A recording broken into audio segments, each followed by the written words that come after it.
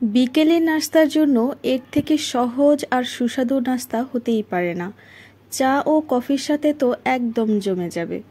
আর আমি তো মাঝে মাঝে মধু দিয়েও খাই, আর এটা খেতে সত্যিই দারুণ। প্রথমেই আমাদের লাগবে একদম হালকা কুসুম গরম পানি। এখানে আমি 1 কাপ পরিমাণ পানি নিয়েছি, আর দিয়েছি 1 টেবিল চামচ পরিমাণ ইস্ট। দেওয়ার পর একটু মিশিয়ে নিব। মিশিয়ে নেওয়ার পর এর মধ্যে আমরা দিয়ে দিব পরিমাণ মতো চিনি। এখানে আমি 3 টেবিল চামচ পরিমাণ চিনি দিয়েছি। আর দিয়ে দিব আটা। এখানে আমি টোটাল 1.5 কাপ পরিমাণ আটা দিয়েছি।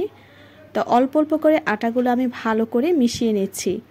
আটার পরিবর্তে আপনারা এখানে ময়দাও ইউজ করতে পারেন। এখন খুব ভালোভাবে মিশিয়ে নিব। আর অবশ্যই স্বাদ মতো লবণ দিতে হবে।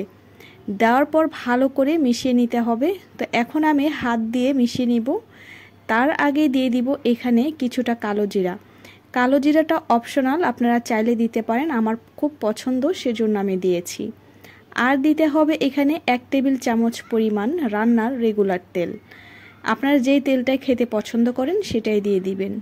তো ভালো করে ময়ান করে নিয়ে উপরে আরও একটু তেল দিয়ে এভাবে কিন্তু মিশিয়ে নিতে হবে।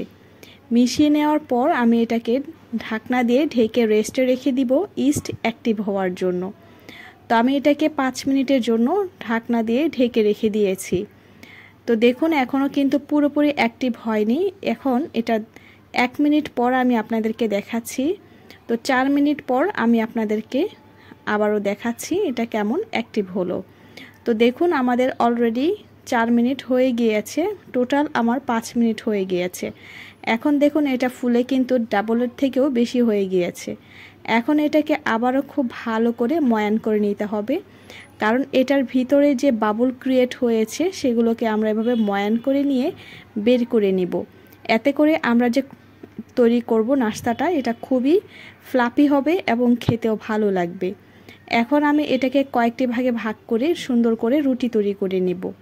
আর রুটিটা এমন হবে যেটা আপনারা পরোটা খান, পরোটার সাইজে হবে, একদম পাতলা হবে না, আবার খুব বেশি ভারীও হবে না। তো আমি এখন এটাকে খুব ভালো করে একটু বেলে দিচ্ছি। সাইজটা আপনারা পছন্দ অনুযায়ী বাড়িয়ে কমিয়ে নিতে পারবেন, মানে বড় ছোট আকারে রুটি তৈরি করে নিতে পারবেন। এখন একটি নাইফের সাহায্যে আমি এটাকে কয়েকটি ভাগে ভাগ করে নিচ্ছি। আমি যেভাবে করছি আপনারা স্ক্রিনে দেখে নিশ্চয়ই বুঝতে পারছেন। এভাবে কিন্তু করে নিতে পারেন।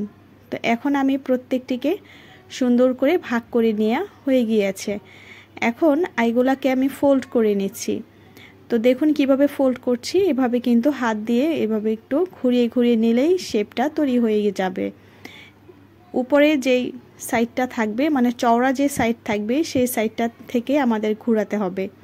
তো ঘুরিয়ে নেওয়ার পর যখন আমাদের চিকন অংশটা হাত দিয়ে হালকা করে একটু চেপে দিতে হবে, তাহলে এটা ভাজার সময় আর খুলে আসার কোনো পসিবিলিটি থাকবে না। তো আমাদের এভাবে আমি সবগুলোকে তৈরি করে নিচ্ছি। তো আমাদের সবগুলো মোটামুটি তৈরি করা হয়ে গিয়েছে। এখন আমি একটি পাত্রের মধ্যে তেল দিয়ে দিব। এখানে ডুবো তেলে ভাজতে বলা হয়েছে, তবে আমি বলবো যদি একটু বুদ্ধি খাটিয়ে ভাজা যায়, ডুবো তেল ছাড়াও কিন্তু ভাজা যায়। মানে তেলটা যখন একটু গরম হয়ে যাবে তখন চামচের সাহায্যে গরম তেলটা যদি উপরে দেওয়া হয়, তাহলে কিন্তু ডুবো তেল ছাড়াই এটা অল্প তেলে ভেজে নেওয়া যায়। তো এভাবে আমরা এখন ভেজে নিচ্ছি। আর খুব বেশি গরম আঁচ দেওয়া যাবে না, চুলার ফ্লেমটা মিডিয়াম থেকে একটু লো ফ্লেমে থাকবে, তাহলে এগুলো খুব সুন্দর করে সময় নিয়ে ভেজে নিলে একদম ফ্লাপি হবে। তো আমাদের ভেজে নেওয়া হয়ে গিয়েছে। এখন আমি এগুলোকে তুলে নিচ্ছি। আর আমি একটু বেশি পরিমাণে তৈরি করেছি যাতে কয়েকদিন রেখে খাওয়া যায়। তবে বেশি পরিমাণ তৈরি করলেও কয়েকদিন রাখার আগেই কিন্তু শেষ হয়ে গিয়েছে। তো ভালো থাকবেন সবাই।